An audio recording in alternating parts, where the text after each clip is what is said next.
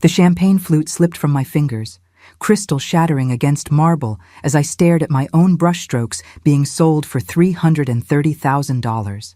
Ashley stood beside the auctioneer, radiant in designer silk, accepting congratulations for her masterpiece, while I stood frozen in my server's uniform. 16 years I'd believed that painting was lost forever, destroyed in the basement flood that took everything else. But there it was, my signature carefully painted over with hers, my soul being sold to strangers, while my own daughter-in-law smiled like she'd created magic instead of committing the perfect crime. Comment your location and subscribe to stay connected. Time to dive into the story. Let me tell you how I ended up serving champagne at the very gallery where my stolen dreams were being auctioned off to the highest bidder. Because sometimes life has a twisted sense of humor, and sometimes that's exactly what you need to find your backbone again. 3 months earlier, I'd been Margaret Thompson, 68 years old and invisible to everyone except bill collectors and grocery store clerks who barely glanced up when I counted exact change. My husband Robert had been dead for 8 years, leaving me with a mortgage I couldn't afford and memories that didn't pay rent. My son David visited twice a year with his wife Ashley, just long enough to remind me how disappointed they were in my choices.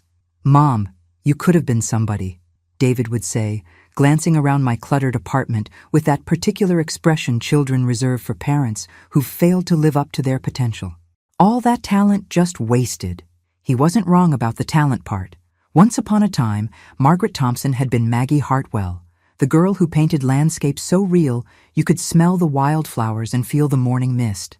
I'd won a scholarship to the Chicago Art Institute, had a gallery interested in my work, had dreams bigger than the small Kansas town where I grew up. Then Robert happened. Sweet, steady Robert with his accounting degree and sensible life plan. Marriage at 22, David at 24, and suddenly art became something I did when I had time. The studio became a guest room. The easel got moved to the garage.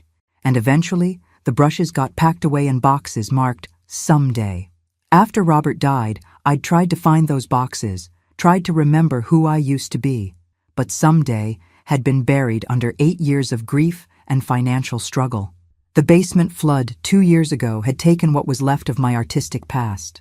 Canvases, brushes, even the photographs of my work, gone, or so I thought.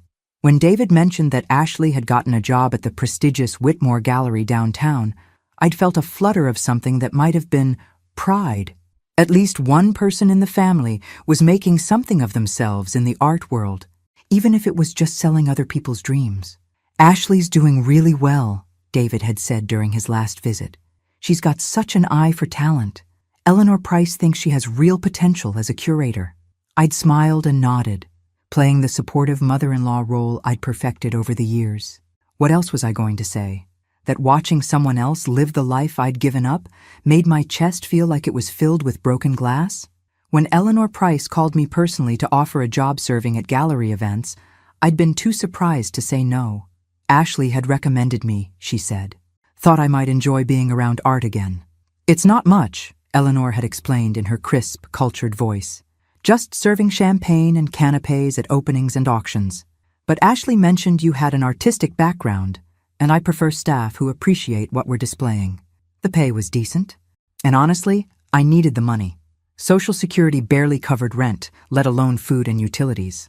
So I'd said yes, bought a simple black dress that didn't make me look like a discount store refugee, and showed up for my first event 3 weeks ago.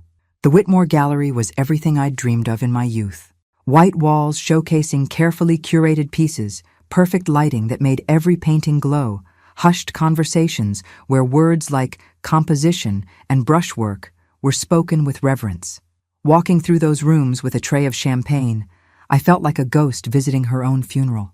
Ashley had been kind but distant during my first few shifts, acknowledging me with polite nods while she guided wealthy collectors through the exhibitions. She looked perfect in this environment, sophisticated, educated, speaking the language of art with easy confidence. Everything I might have been if I'd made different choices, but tonight was special. Tonight was Ashley's first major auction as assistant curator, featuring emerging contemporary artists. The centerpiece was a landscape piece that Eleanor had called absolutely stunning during the preview. I'd been arranging champagne flutes for the early arrivals when I first saw it, displayed prominently in the main gallery with its own spotlight. The blood had rushed from my head so fast I'd gripped the serving table for support. It was my painting. Not similar to something I might have done, not reminiscent of my style. It was literally the landscape I'd painted of Miller's Creek in the summer of 2008, every brushstroke exactly as I remembered it. The creek winding through tall grass, the old oak tree with its gnarled branches, the afternoon light filtering through leaves I'd spent weeks perfecting. But the signature in the bottom right corner read, A. Thompson, in Ashley's careful script, painted over what I knew had been my own M. Hartwell. I'd stood there staring, telling myself I was wrong, mistaken. Maybe grief and age had scrambled my memories. Maybe I was seeing things that weren't there. But then I'd noticed the tiny flaw that proved it was mine. A spot near the creek where I'd accidentally mixed too much blue into the green and spent hours trying to fix it. The spot that looked like a mistake to everyone else, but meant hours of frustration to the artist who'd created it. My painting, my work, being sold with Ashley's name on it. The auction began at 8, and I served champagne with hands that barely trembled.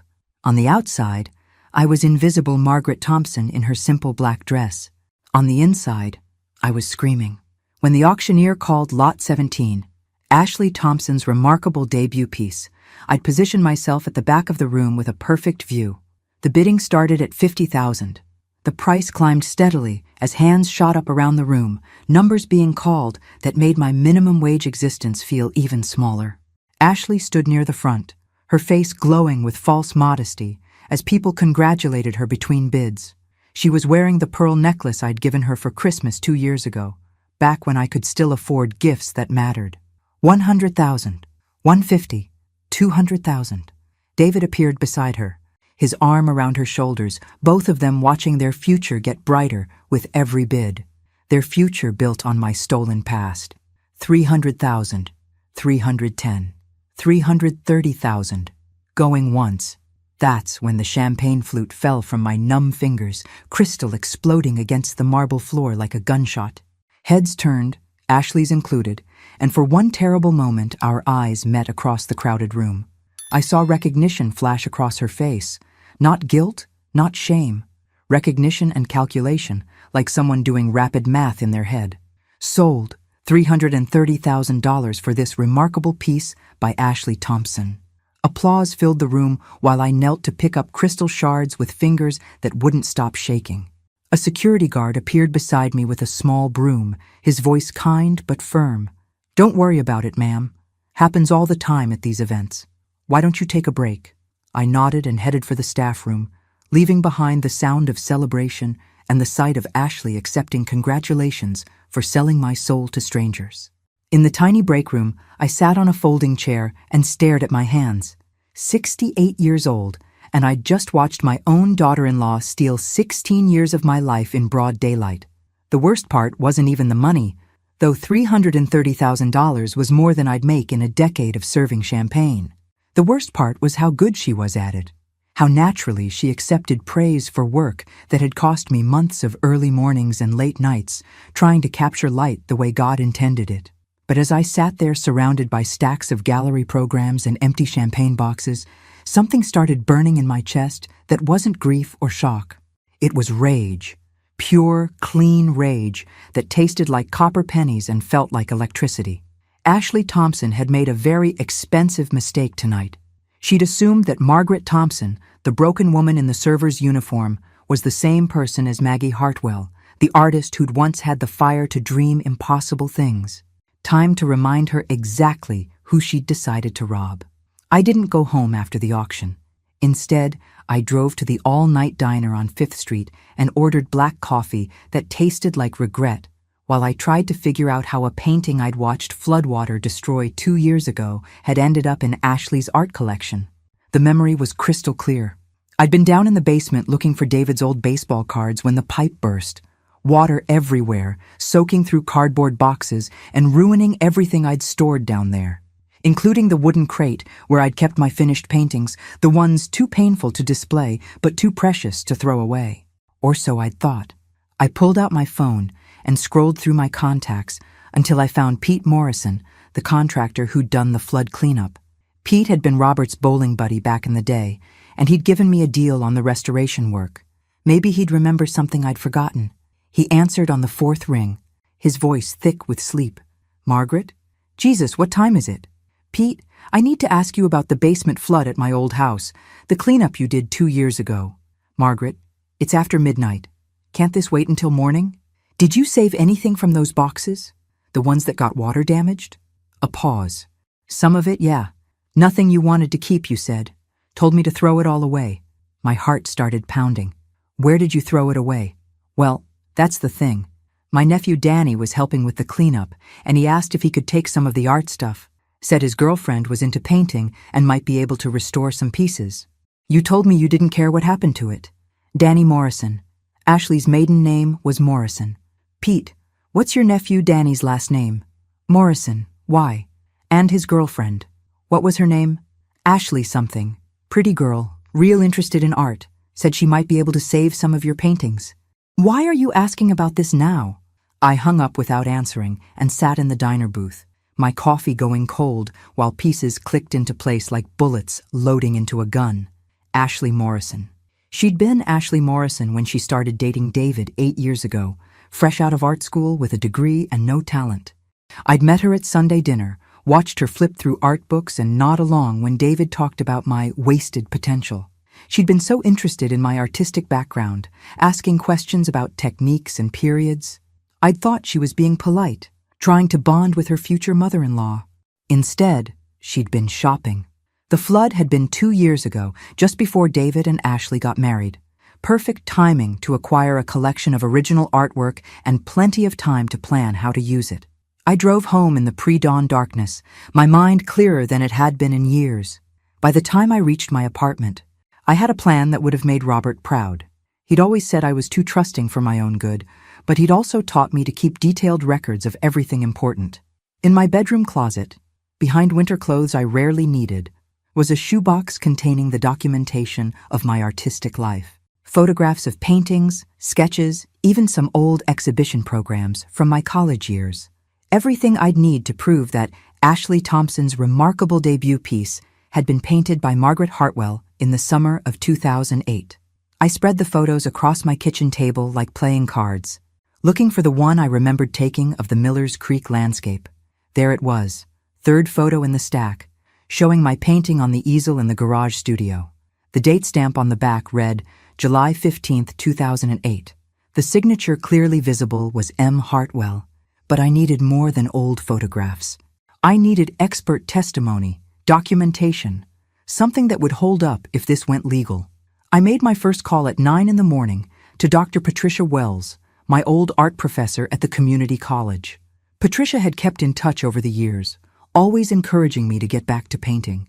She'd know how to verify artistic authenticity. "Margaret, what a lovely surprise. How are you doing?" "I'm doing better than I have in years, actually. Patricia, I need your help with something unusual. How would someone go about proving they painted a specific artwork?" "Well, there are several methods. Photographic documentation, signature analysis, even paint composition testing in extreme cases. Why do you ask?" I told her everything. Ashley, the stolen painting, the auction, even Pete Morrison's nephew Danny. Patricia listened without interrupting, making occasional sounds that suggested she was taking notes. "Margaret, this is serious fraud we're talking about. Art fraud, the kind that involves federal charges and prison time." "I know. That's why I need to do this right. I can help you document your work and provide expert testimony about your artistic style and techniques. I still have some of your pieces from class, and I kept photographs of student work from that period." "But Margaret, you need to understand what you're taking on. This isn't just about the money." "What do you mean? Your daughter-in-law didn't just steal one painting. If she was willing to do this once, she's probably done it before. How many other pieces from your collection did she acquire during that flood cleanup?" The question hit me like ice water. I'd painted dozens of pieces over the years, maybe hundreds if you counted all the studies and smaller works. Pete had said Danny's girlfriend was interested in art stuff, not just one painting. "Patricia, I need your help to find out what else she might have taken. Come to my office this afternoon. Bring everything you have. We're going to build a case that will make the art world sit up and take notice. After hanging up, I sat at my kitchen table staring at the photographs scattered across the surface. Each one represented hours of work, pieces of my soul I'd thought were lost forever. How many of them were sitting in Ashley's apartment right now, waiting for their moment in the spotlight? My phone buzzed with a text from David. Ashley told me you were working the auction last night. How exciting that you got to see her big debut. We're taking her to celebrate tonight. Dinner at Romano's at 7 if you want to join us. I stared at the message for a long moment, then typed back, I'd love to hear all about her artistic inspiration. Because if Ashley wanted to play the role of successful artist, she was going to discover that the woman she'd robbed had some very specific questions about where that inspiration came from. And Margaret Thompson, invisible server of champagne and forgotten mother-in-law, was done being polite. Romano's was the kind of restaurant where David took clients he wanted to impress, all white tablecloths and wine that cost more per bottle than I spent on groceries in a month. I arrived precisely at 7, wearing my best dress and the kind of smile that had gotten me through 40 years of marriage to a man who thought feelings were best kept to yourself. Ashley was radiant, holding court at a corner table, while David beamed beside her like a proud manager who'd discovered the next big thing. She'd changed from her gallery clothes into something soft and artistic, all flowing fabric and carefully arranged jewelry that whispered, successful creative type. Margaret! David stood to hug me, his cologne expensive and his enthusiasm genuine. I can't believe you got to see Ashley's triumph firsthand. What were the odds? Astronomical, I agreed, taking my seat across from them. Ashley, you must be thrilled. $330,000. Quite a return on investment. Her smile flickered for just a moment, too quick for David to notice. I've been working on that piece for months. It's wonderful when something you've poured your heart into finds the right home. Months, I repeated thoughtfully. Tell me about your process. Where did you find inspiration for such a detailed landscape? Ashley's eyes met mine across the candlelit table, and I saw her making calculations. How much did I know? How much did I suspect? How much could she afford to admit? I spend a lot of time outdoors, she said carefully. There's something about natural settings that speaks to me. The way light changes throughout the day, how water moves through landscapes. Miller's Creek is particularly beautiful in summer, I said, watching her face. This time the reaction wasn't quick enough to hide. Ashley's fork paused halfway to her mouth, and David glanced between us with the confused expression of someone who'd missed part of the conversation. I'm sorry, Ashley said. You're painting. It's Miller's Creek, isn't it? The old oak tree. The bend in the water where the current slows down. I used to take David there when he was little. Remember, honey? You loved catching minnows by that fallen log. David lit up with the memory. Oh my God, yes. We used to spend hours there. Ashley, I can't believe you painted our old fishing spot. When did you even see it? Ashley set down her fork with deliberate precision. I explore a lot of locations for inspiration. Sometimes I photograph places and work from memory later. That's fascinating, I said, leaning forward with the enthusiasm of someone genuinely interested.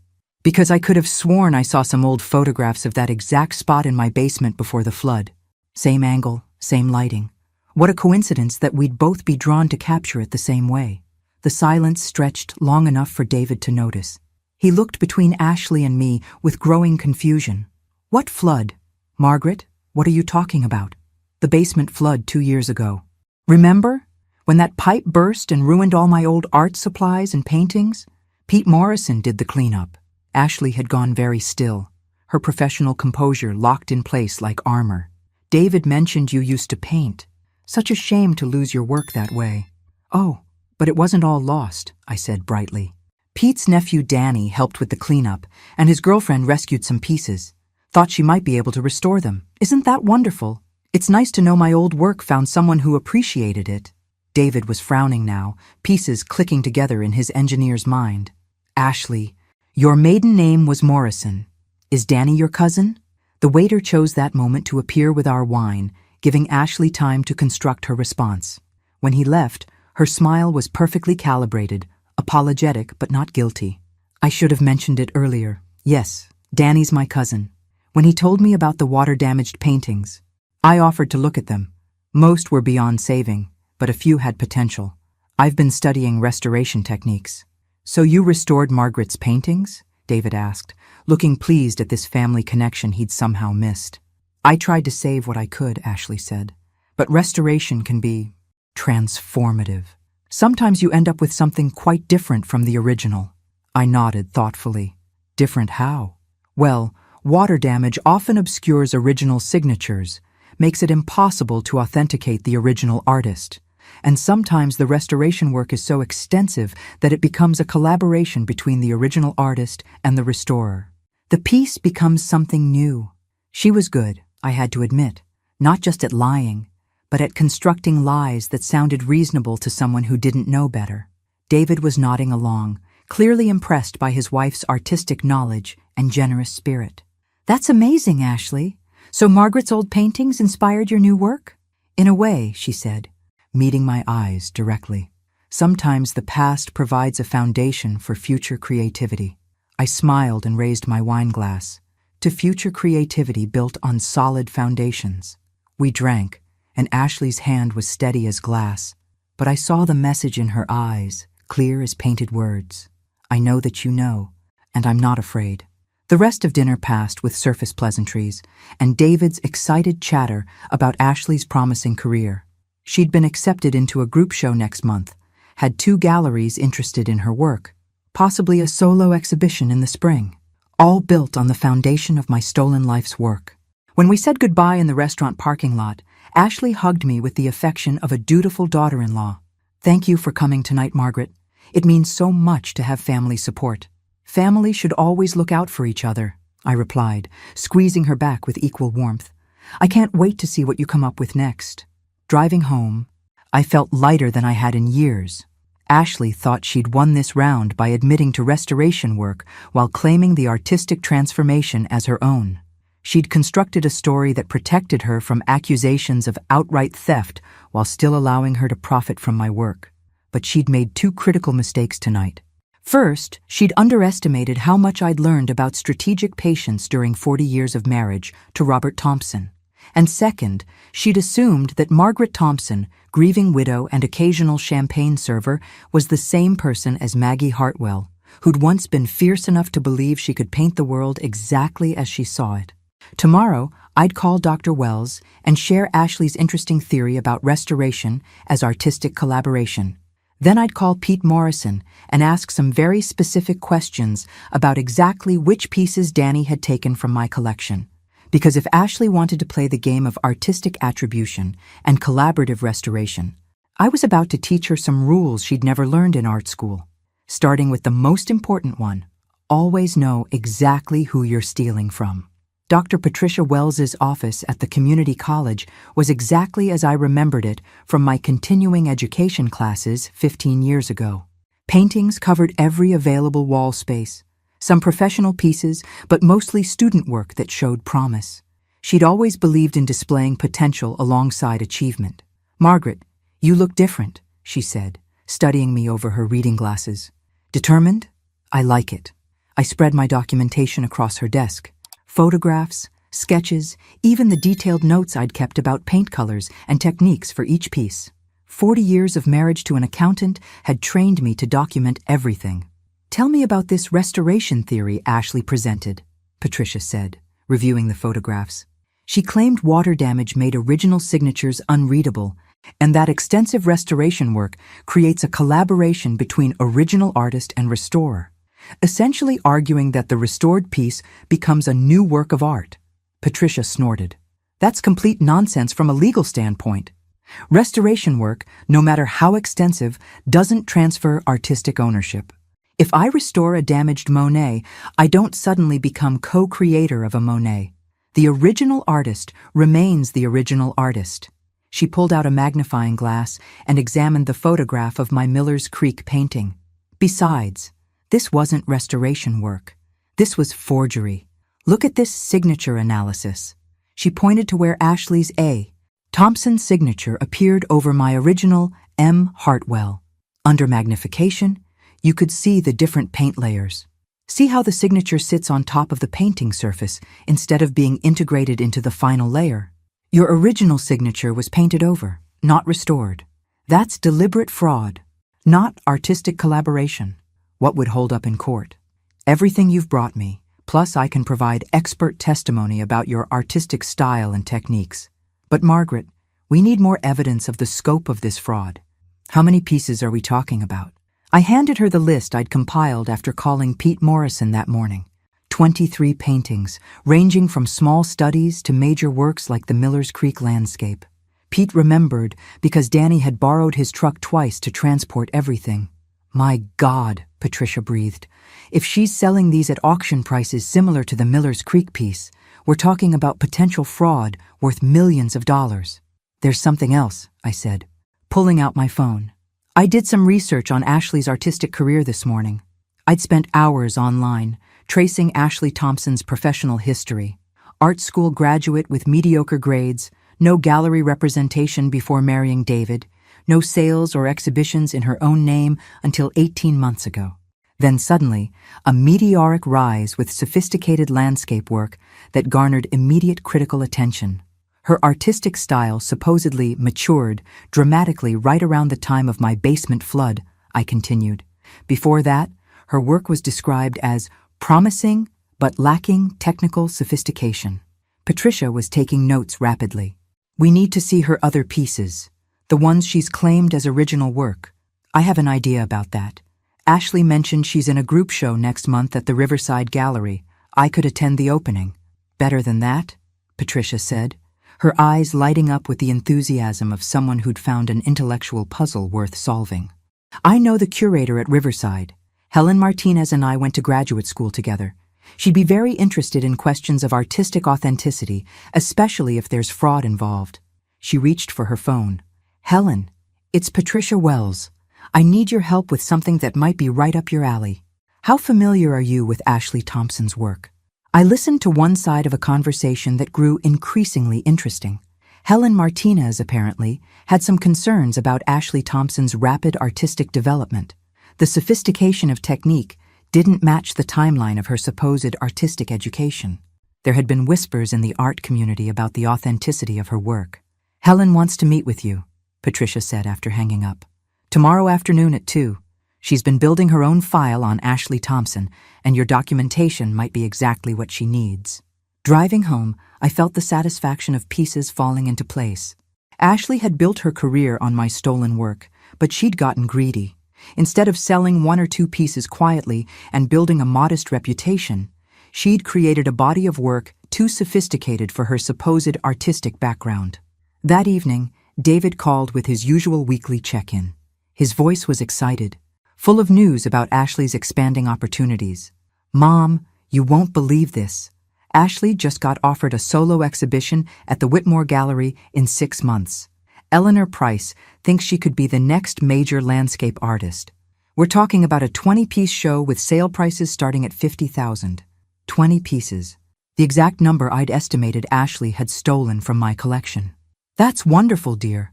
Ashley must be thrilled about the opportunity to display her life's work. She's been working non-stop, preparing new pieces for the show. I barely see her anymore. She's completely focused on making this exhibition perfect. I bet she was. Creating new, original works from stolen paintings probably took considerable time and effort. David, has Ashley ever talked about her artistic influences, where she draws inspiration from? You know, it's interesting you ask. She's mentioned studying historical landscape techniques, looking at how earlier artists captured natural light and water movement. She says, understanding the masters helps her develop her own voice. Understanding the masters, or understanding how to paint over their signatures and claim their work as her own. After hanging up, I sat in my quiet apartment and thought about justice. For 16 years, I'd believed my artistic life was finished. Not just ended, but erased, literally washed away in a basement flood that seemed like final proof that my creative dreams had been foolish all along. But my work hadn't been destroyed. It had been stolen. Its value finally recognized by someone who understood its worth better than I'd understood it myself. Ashley Thompson had built a career on the foundation of my artistic ability, and now she was planning a major exhibition to cement her reputation as a talented landscape artist. She'd made one crucial miscalculation, though. She'd assumed that Margaret Thompson, invisible serving woman in her simple black dress, would never discover what had been taken from her. And even if she did discover it, she'd never have the courage or knowledge to fight back. Tomorrow, I'd meet with Helen Martinez and add my documentation to whatever file she was building. Then I'd attend Ashley's group show opening and see exactly how many of my stolen pieces were being displayed under her name. Because Ashley Thompson was about to learn that some collaborations are less voluntary than others, and some restorations involve giving work back to its rightful creator. Helen Martinez met me at a coffee shop near the Riverside Gallery, carrying a leather portfolio that looked serious enough to contain legal documents. She was younger than I'd expected, maybe 40, with the kind of focused intensity that made her seem like someone who didn't waste time on small talk. "Mrs. Thompson, thank you for meeting with me. Patricia Wells showed me your documentation, and frankly, it confirms suspicions I've had about Ashley Thompson's work for months." She opened her portfolio and spread out photographs of Ashley's pieces from various exhibitions over the past year. 8 paintings total, all landscapes, all showing a level of technical sophistication that Helen found suspicious. "Look at this progression," she said, pointing to dates and venues. 18 months ago, Ashley Thompson was a recent art school graduate with basic skills. Then suddenly, she produces work like this. The photographs showed paintings I recognized, though Ashley had done enough alteration work that casual observers might not notice. My summer meadow study had become her wildflower reverie. My winter stream scene was now titled Frozen Contemplation. "The technical jump is impossible," Helen continued. "You don't go from student-level work to this kind of mastery in 18 months. Not without years of intensive study or access to work by master artists. Or access to finished paintings you can claim as your own," I said quietly. "Exactly.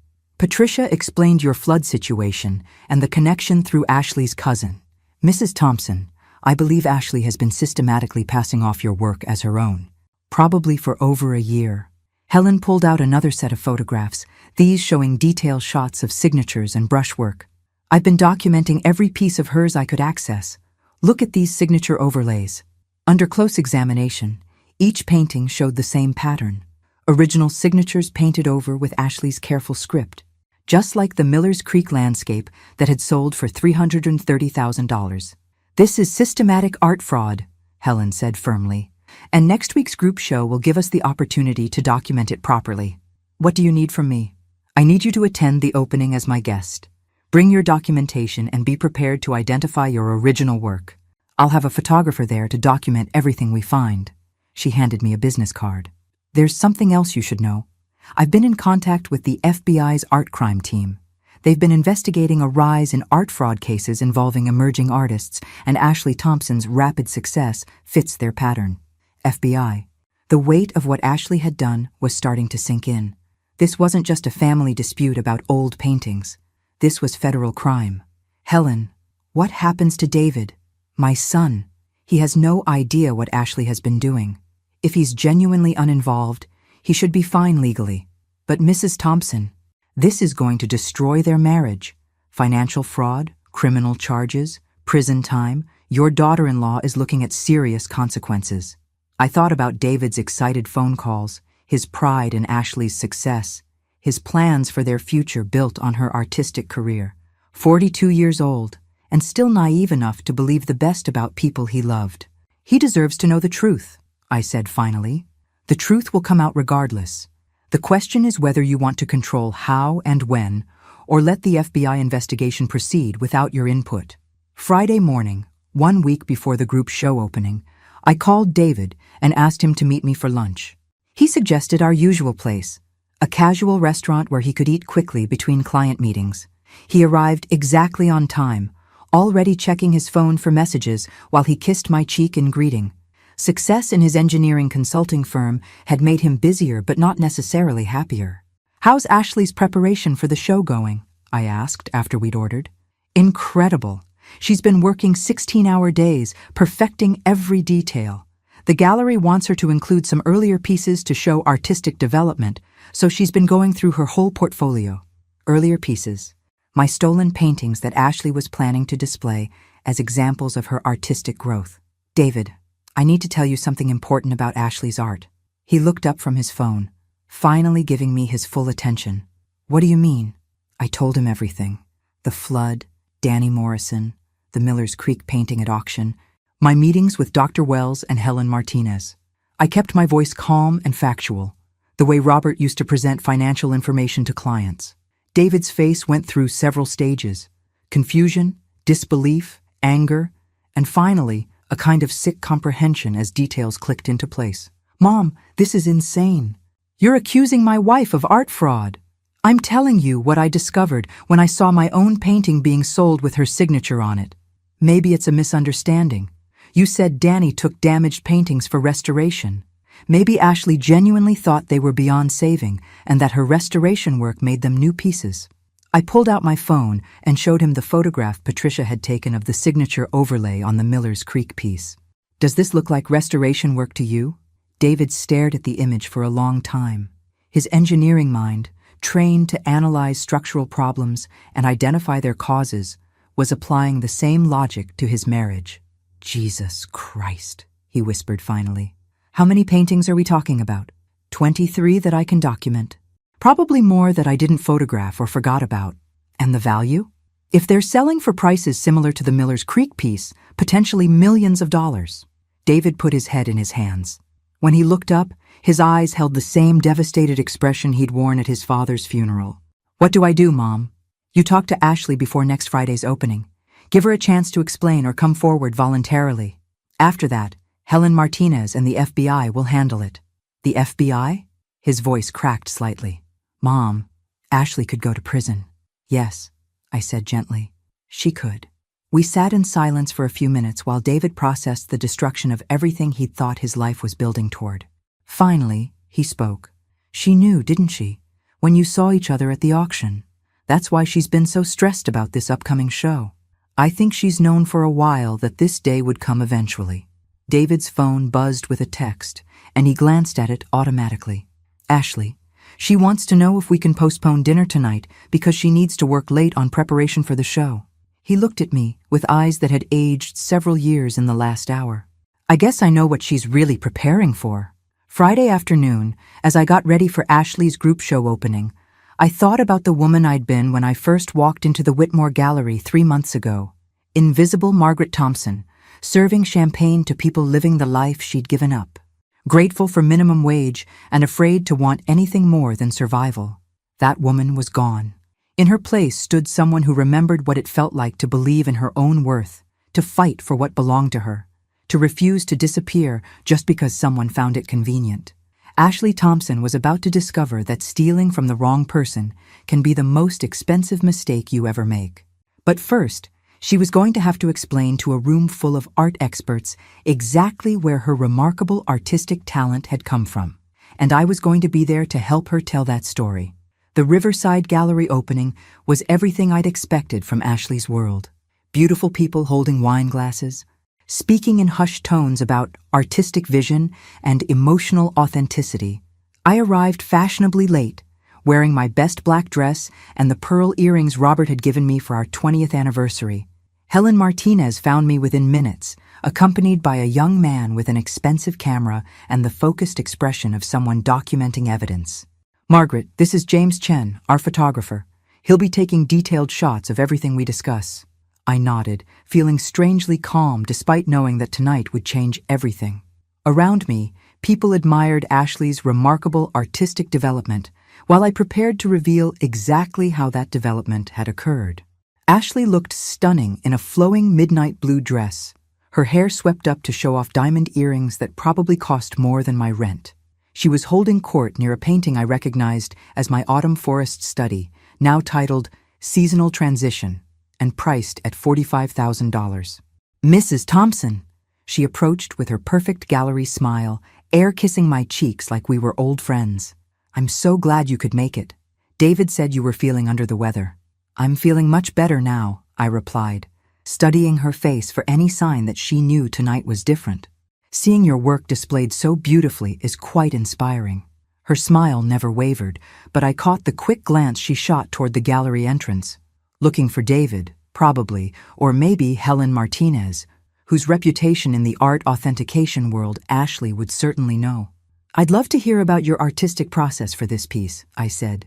gesturing toward my stolen autumn forest. The way you've captured the light filtering through the leaves is remarkably sophisticated. Oh, you know how it is, Ashley laughed, the sound perfectly pitched for nearby listeners. Sometimes inspiration just strikes, and your hands seem to know exactly what to do. Indeed they do, especially when they've had years of practice capturing that exact lighting effect. This time her smile did falter, just for a moment. I'm sorry? Nothing important, I said pleasantly. I was just remembering how I used to spend hours in that same forest, studying how afternoon light changes the color temperature of autumn leaves. Ashley's eyes sharpened, and I saw her making rapid calculations. Around us, other gallery visitors continued their conversations, unaware that they were witnessing the opening moves of a much more serious game. Margaret, you should meet some of the other artists, Ashley said, her voice carrying a subtle warning. I'd hate for you to spend the evening dwelling on the past. Oh, I'm very interested in the present, and the future, for that matter. Helen Martinez appeared beside us with perfect timing. Ashley, congratulations on a wonderful showing. I'm Helen Martinez from the Riverside Curatorial staff. Could I ask you a few questions about your artistic development? I watched Ashley's face carefully as Helen introduced herself. Recognition and concern flashed across her features before being replaced by professional courtesy. Of course, though I should mention my husband will be arriving soon, and I promised to introduce him around. This won't take long, Helen said smoothly. I'm particularly interested in how your technique has evolved over the past 2 years. Your earlier work showed promise, but this level of sophistication represents quite a leap. Intensive study, Ashley replied, and mentorship from experienced artists. Could you tell me about these mentors? I'm always interested in how emerging artists develop their skills. Ashley glanced around the room, clearly looking for an escape route. It was mostly informal, learning from established techniques, studying historical approaches to landscape painting. Fascinating. And this piece?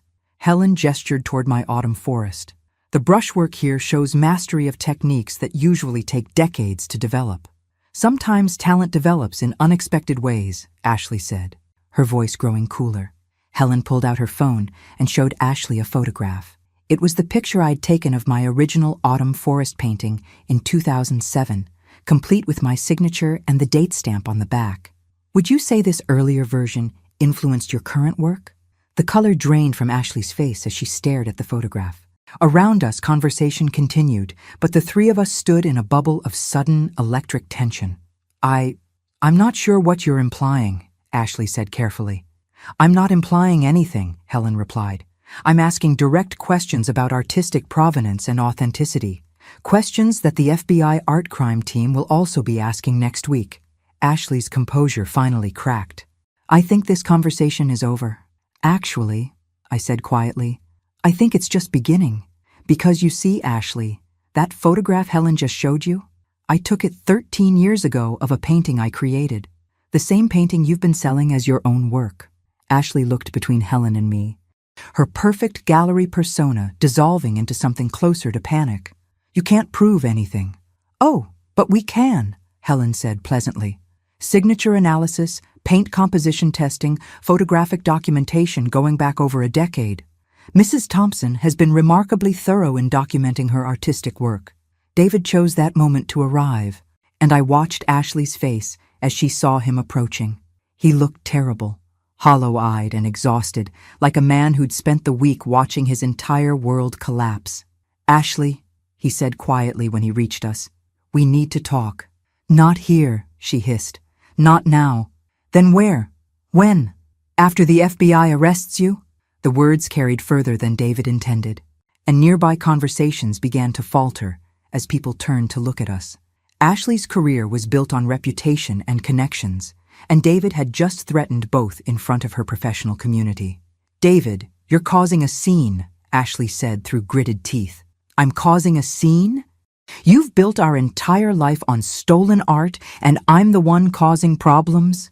Helen stepped smoothly between them. Perhaps we should continue this discussion somewhere more private. But Ashley was already moving, pushing through the crowd toward the gallery's back exit.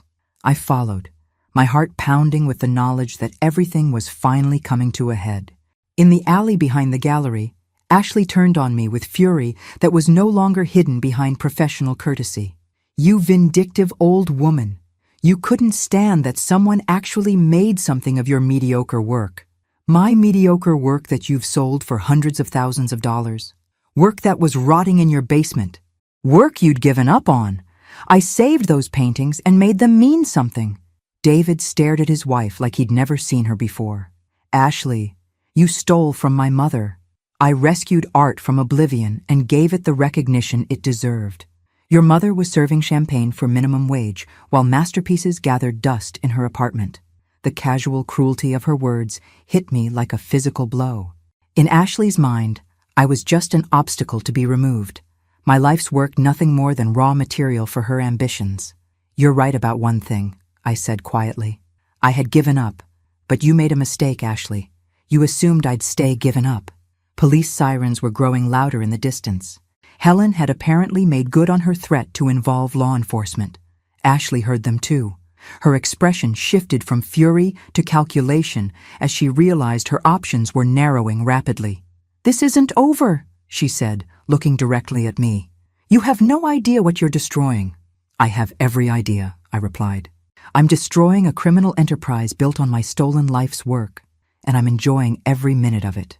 The police cars turned into the alley, their lights painting the brick walls in red and blue. Ashley Thompson's career as a celebrated emerging artist was about to come to an abrupt end, but my career as someone who refused to be invisible was just getting started. The arrest was surprisingly anticlimactic. No dramatic handcuffs or shouting, just two federal agents in dark suits explaining Ashley's rights while she maintained her composure with the skill of someone who'd been preparing for this moment. "Mrs. Hayes, you're under arrest for conspiracy to commit art fraud, wire fraud, and money laundering. You have the right to remain silent." I watched from the gallery doorway as they led her to an unmarked sedan. David stood motionless in the alley, looking like someone who'd just witnessed a car accident involving his entire future. Agent Sarah Martinez, no relation to Helen, apparently found me 20 minutes later as I sat in the gallery's back office giving my statement to a young FBI technician named Williams. "Mrs. Thompson, we're going to need your cooperation for the investigation. This case appears to be larger than we initially suspected." "Larger how?" Agent Martinez sat across from me, her expression serious. "Your daughter-in-law wasn't working alone. We've been tracking a network of art fraud cases involving restoration work on supposedly damaged pieces. Ashley Thompson was part of a sophisticated operation. The implications hit me like ice water. How many other artists has she stolen from? We're not sure yet. But we've identified at least 12 other cases where emerging artists have shown suspicious improvements in technical skill, often coinciding with access to collections of damaged artwork." Williams looked up from his laptop. "Mrs. Thompson, when you spoke with Pete Morrison about the cleanup, did he mention anyone else being interested in the damaged paintings?" "Danny Morrison was the only one he mentioned, Ashley's cousin." "We need to talk to Danny Morrison," Agent Martinez said, "and we need a complete inventory of every piece that was taken from your collection." Over the next 3 hours, I provided the most detailed artistic autobiography of my life. Every painting I could remember, techniques I'd used, even the specific brands of paint I'd preferred. Williams photographed my documentation while Agent Martinez asked questions that revealed just how much the FBI already knew about Ashley's operation. "Mrs. Thompson, did Ashley ever mention other artists she was mentoring or collaborating with?" I thought back to gallery conversations I'd overheard during my champagne serving days. "She mentioned studying with historical landscape techniques, but I assumed she meant books or museum visits." "We think she meant studying actual historical paintings that had been reported as damaged or destroyed. Insurance fraud combined with art theft, essentially." The scope of what Ashley had been involved in was staggering, not just stealing from one grieving widow, but participating in a systematic looting of American artistic heritage. David found me in the FBI office at midnight, looking like he'd aged a decade in a single evening. "Mom, I'm so sorry. I had no idea." "I know, honey. She's been lying to me for years, about everything. Her family background, her artistic training, even how we met." Agent Martinez looked up from her files. "Mr. Thompson, what do you mean about how you met?" David rubbed his eyes tiredly. Ashley told me she was working as a gallery assistant when we met, but tonight I found out she was actually working for a restoration company that specialized in insurance claims. She'd been targeting collections that had suffered damage. Including mine, I said quietly. Including yours. She researched you after learning about the flood through Danny. Found out you were a widow with no close family, someone who wouldn't be likely to pursue legal action even if she discovered what had been taken. The calculated nature of Ashley's crime was somehow worse than random theft. She'd studied my life, identified me as a suitable victim, and built a relationship with my son specifically to gain access to my stolen artwork. There's something else, David continued. I found files in her home office, documentation about other artists, other collections. Mom, Ashley wasn't just stealing your work. She was running a business built on art fraud. Agent Martinez leaned forward. What kind of documentation? Photographs, research notes, even financial projections about the value of stolen pieces. She had folders on dozens of artists. David, we need to see those files, Agent Martinez said. Tonight, if possible. They're in our home safe. Ashley doesn't know I have the combination. By 3 a.m, I found myself sitting in Ashley and David's pristine living room while FBI agents photographed the contents of a safe that contained the business records of a multi-million-dollar art fraud operation. The files were meticulous. Ashley had documented everything: where pieces were acquired, how much restoration work was needed to make them saleable, which galleries were likely to accept questionable provenance, even which art critics could be influenced to write positive reviews. My folder was thick, containing photographs of all 23 paintings Danny had taken, plus detailed notes about my artistic style and techniques. Ashley had studied my work more carefully than any art critic ever had. But what made my blood run cold was discovering that I wasn't Ashley's first victim. The files revealed a pattern going back 5 years, targeting elderly artists whose work had been reported as damaged or destroyed. Insurance payouts for lost collections that were actually being sold through Ashley's gallery connections. Mrs. Thompson, Agent Martinez said, holding up a photograph from Ashley's files. Have you ever seen this woman? The photo showed an elderly woman, maybe 75, standing beside a painting of ocean waves. Her face was radiant with pride and accomplishment. I don't think so. Who is she? Eleanor Caldwell. She died 2 years ago, supposedly in poverty, despite being a talented marine artist. Her family donated her remaining work to charity after her death. Agent Martinez showed me more photos from Eleanor's file. Dozens of paintings, all documented with the same meticulous attention Ashley had given my collection. We think Eleanor Caldwell's family was told her work had been destroyed in a house fire. Meanwhile, Ashley was selling Eleanor's paintings through high-end galleries, claiming them as her own early experiments with marine landscapes. The scope of Ashley's operation was breathtaking. Not just theft, but systematic looting disguised as artistic development, preying on families who trusted that their loved ones' legacies were being properly handled. How many artists total? I asked. We've identified 15 cases so far. Estimated value of stolen artwork approaches $8 million. $8 million worth of stolen dreams, stolen legacies, stolen life's work. Artists who died thinking their contributions to the world had been lost to floods and fires and accidents, never knowing their work was being celebrated and sold under someone else's name. Dawn was breaking as the FBI finished documenting Ashley's files. I stood on the front steps of the house I'd visited so many times for family dinners, watching agents carry boxes of evidence to unmarked cars. David appeared beside me, holding 2 cups of coffee that smelled like salvation. What happens now? He asked. Justice, I said, for Eleanor Caldwell and 14 other artists who deserved better, and recognition for work that never should have been forgotten.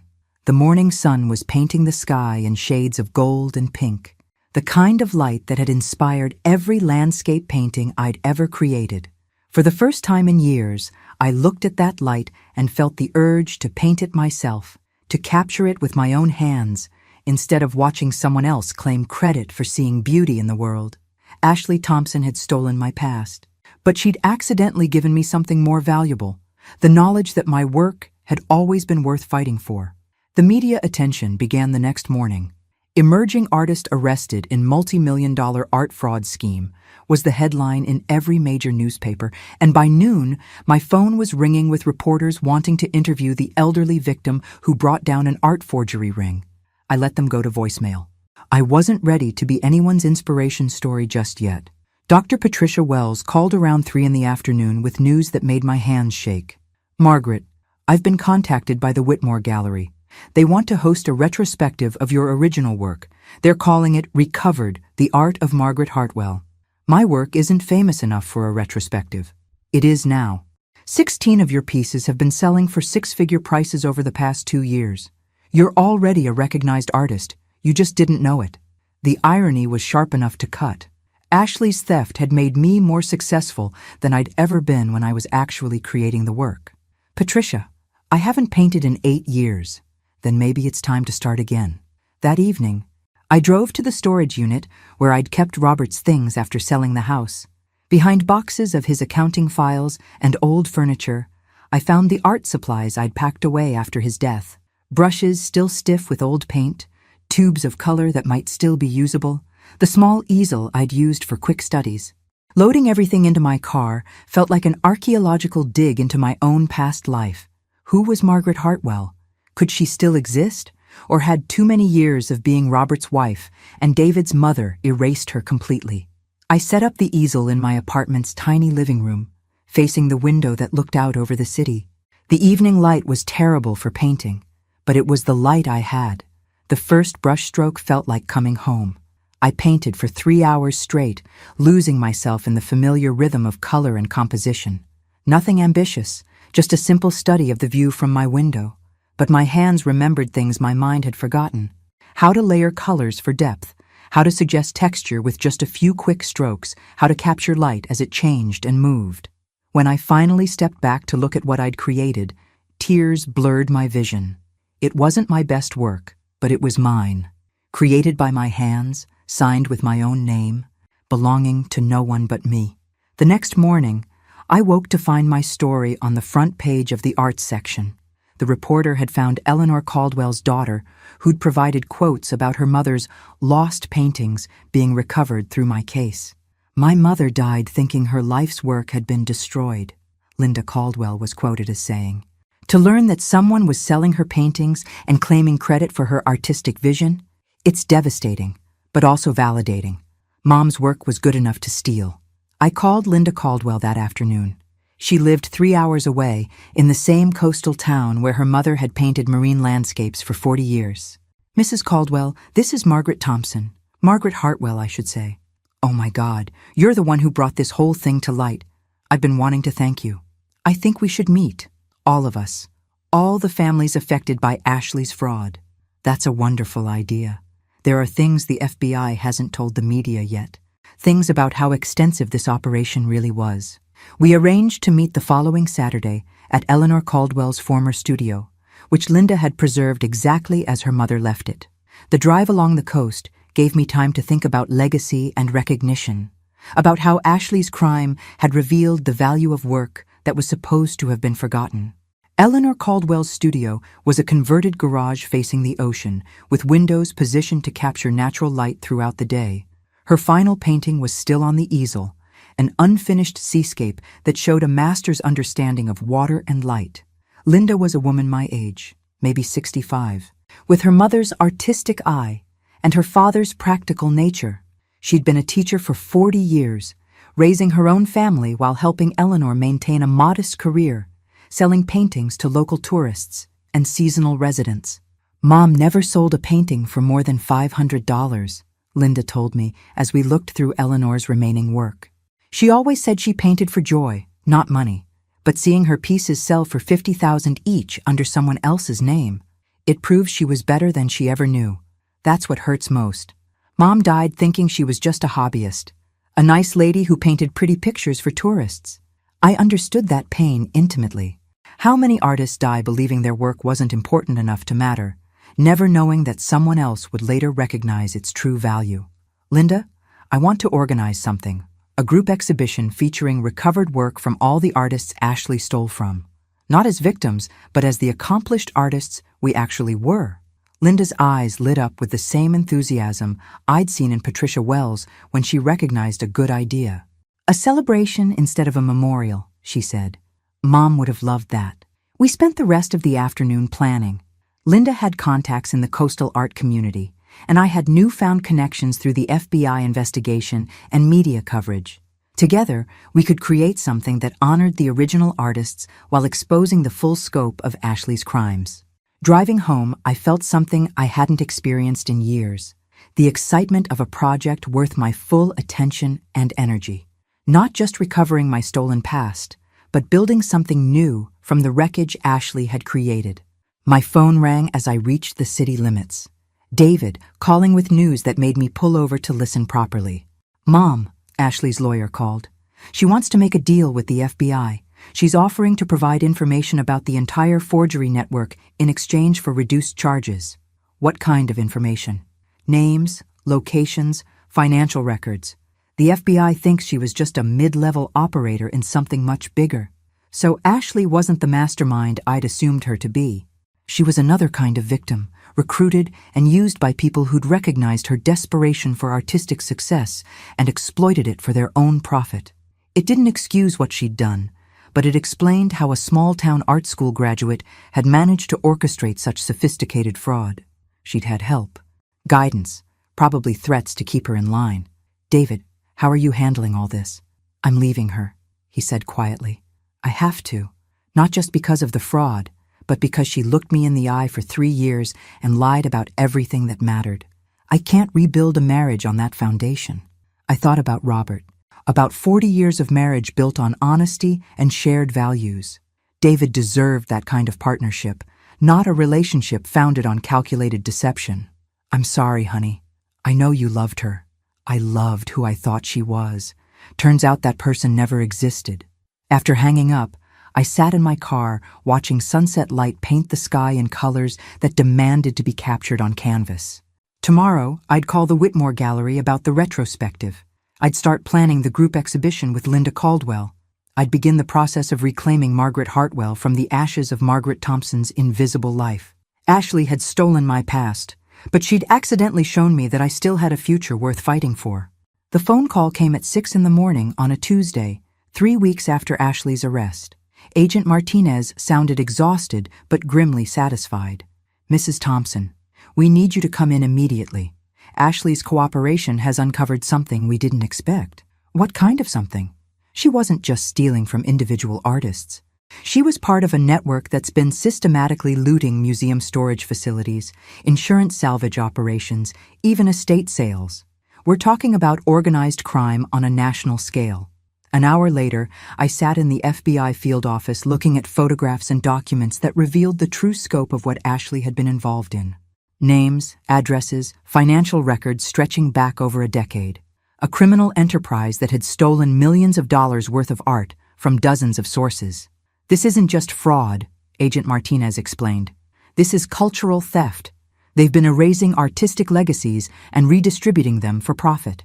The centerpiece of Ashley's cooperation was a ledger containing detailed records of every piece that had been processed through their operation. Artists' names, acquisition methods, sale prices, gallery connections, a business plan for the systematic destruction of American artistic heritage. "Mrs. Thompson, your case was the key that broke this open. Without your documentation and willingness to pursue prosecution, we never would have discovered the full network." I studied the photographs of other stolen works, recognizing styles and techniques from different periods and regions. Abstract expressionist pieces from the 1960s, folk art from rural communities, even some works that appeared to be from museum collections. How is that possible? Museums have security, authentication procedures. Storage facilities are less secure than exhibition areas. Many museums have thousands of pieces in storage that rarely get reviewed or inventoried. A few missing items can go unnoticed for years, especially if they're replaced with documentation claiming the pieces were damaged or destroyed. Agent Martinez handed me a folder marked Recovery Operations. Inside were photographs of artwork being returned to families, museums and estate collections that had been told their pieces were lost forever. "This is what your courage made possible," she said. 17 families have gotten their loved ones' work back.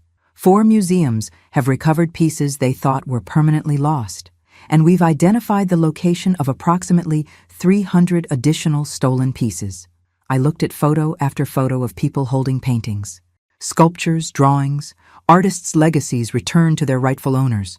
Elderly women like Linda Caldwell seeing their mother's work again. Adult children discovering that their father's sculptures hadn't been destroyed in warehouse fires after all. What happens to Ashley? She'll serve time, but probably less than if she hadn't cooperated. The information she's provided will help us prosecute the organizers of this operation, people who've been stealing from artists for over a decade. That afternoon, I drove to David's apartment. He'd moved out of the house he'd shared with Ashley within days of her arrest. He looked healthier than he had in weeks, like someone who'd stopped carrying a weight he hadn't realized was there. "Mom, I've been thinking about what you said about rebuilding your artistic career. What about it? I want to help, not financially. I know you don't need that anymore, but practically. You're going to need a studio, proper equipment, maybe assistance with exhibitions and marketing." The offer touched me more than he probably realized. David had spent years politely dismissing my artistic ambitions as hobbies, and now he was offering to help make them real. "David, are you sure? You have your own career to rebuild. My career is fine. It's my life that needs rebuilding. I want to do something that matters, something that helps instead of just making money." We spent the evening making plans. David would use his engineering background to help design a proper studio space, and his business connections to navigate the practical aspects of launching an artistic career at 68. I would focus on creating new work and organizing the group exhibition Linda Caldwell and I had been planning. The Whitmore Gallery had agreed to host Recovered, The Art of Margaret Hartwell in 6 months, giving me time to create new pieces alongside the exhibition of my original work.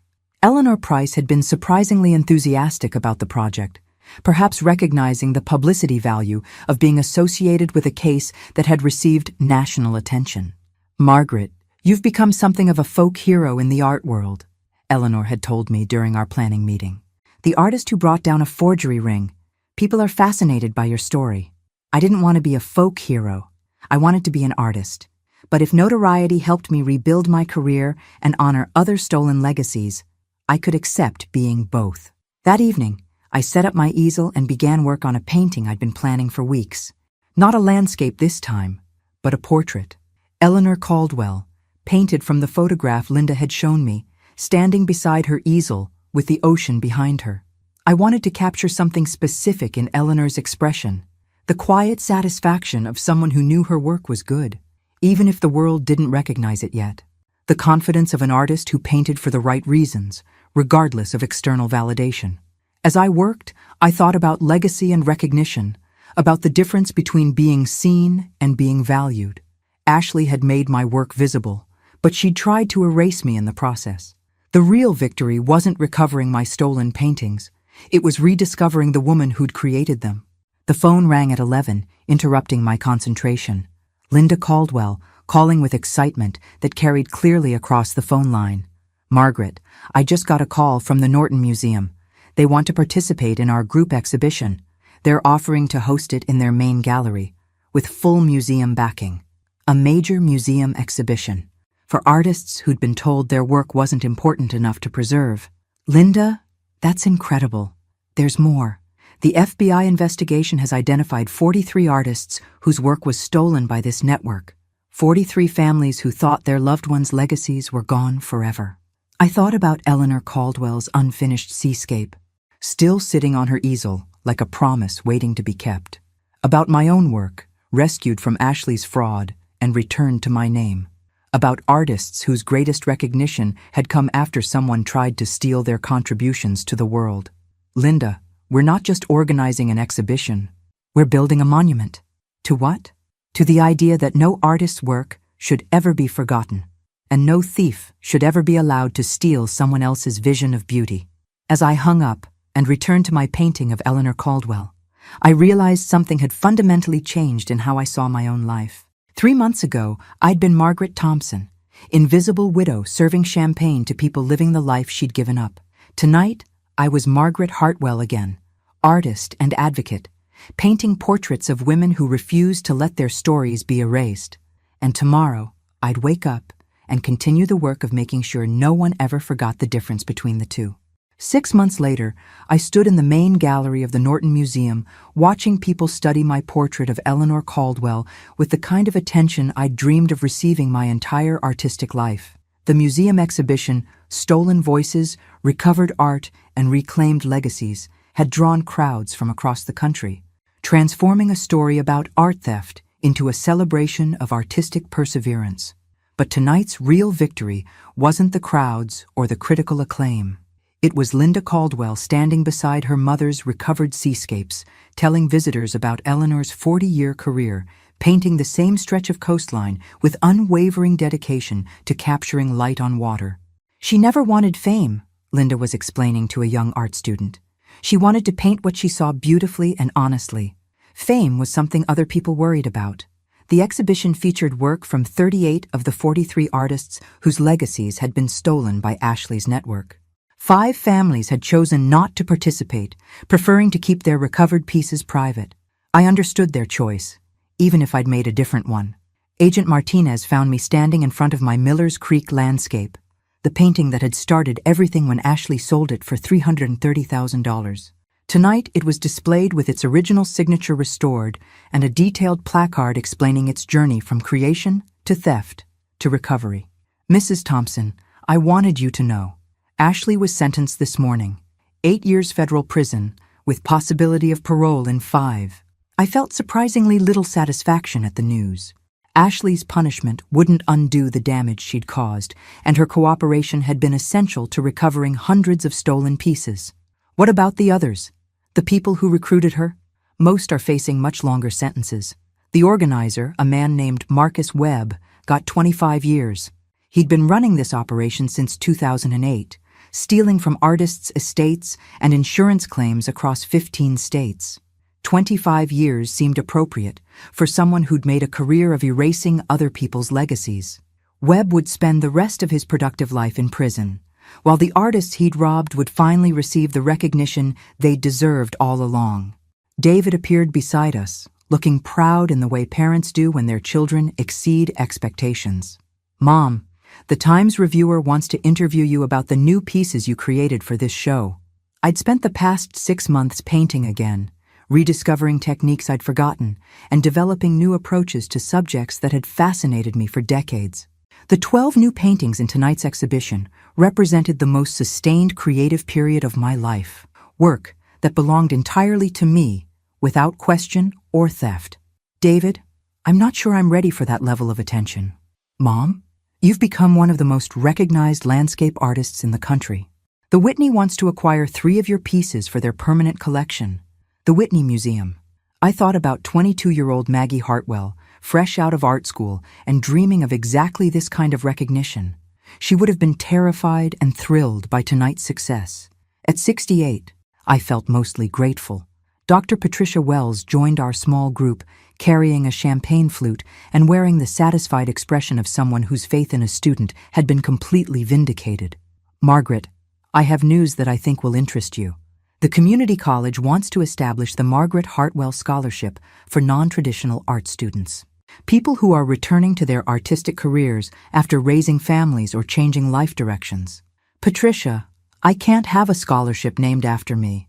I'm still learning how to be an artist again myself. That's exactly why you should have it named after you.